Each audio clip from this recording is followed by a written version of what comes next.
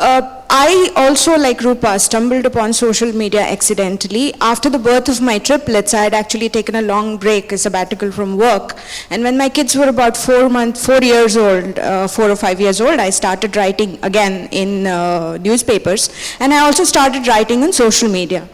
So I'd written a blog about how to be an Indian liberal intellectual who are neither Indian nor liberal nor intellectual in 10 easy ways.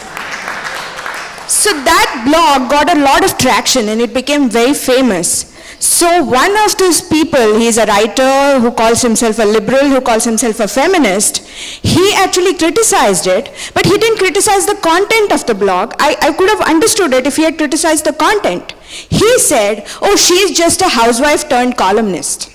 And this guy calls himself a liberal and calls himself a feminist. But he thought using a term like a housewife, which was my choice incidentally, using it in a very pejorative manner was perfectly okay.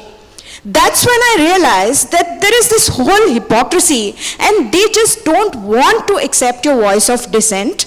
And they don't deconstruct your argument. They attack you personally.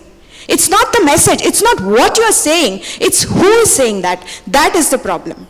So mainstream media and mainstream journalists have very neatly categorized dissent into two categories: good dissent, bad dissent, like good Taliban and bad Taliban. So what they do is good dissent. What we do, and by we I mean anybody who disagrees with them on anything, that is the bad dissent. And that is the narrative that has been very carefully being constructed right now.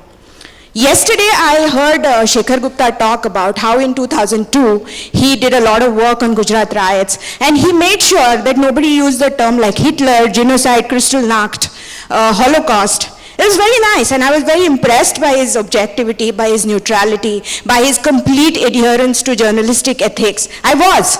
Then I went to my room and read a 2,000-word article written by Shekhar Gupta about how a one-day ban on NDTV is equal to Modi's emergency. Is this not a false equivalence? If you're talking about emergency, let's talk about emergency. In emergency, for a whole period of 21 months, all civil liberty were completely taken away from people.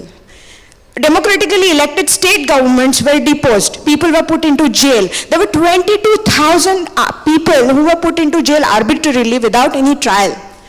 Is that happening now?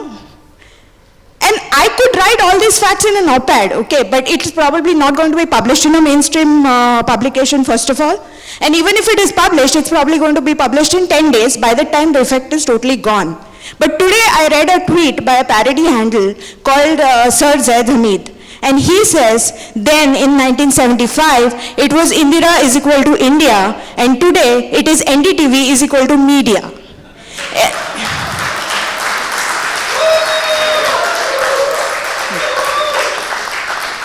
Under 140 characters. But he had to say everything that has to be said. And that is the power of social media. It catches lies. It gives it back to them. And that is why the mainstream media doesn't want it. That is why they think it's very easy to call us right-wing trolls. And that is why they want our voice to be gagged. But it's not going to happen. Social media is actually giving the voice to the dispossessed. People who didn't have a voice earlier, which is what mainstream journalism was supposed to do. But you didn't do it. You know, till a few years ago, freedom of expression was a lovely one-way street. And it actually was a one-way street. It was a nice leaf-lined street in Lutyens, Delhi. And there were lots of no-entry boards. But now, it's a 16-lane superhighway and anybody with a smartphone and an internet connection can get on it and they can let people know what are their opinions. They can contribute. They're not passive consumers, they're active contributors. And that is the power of social media.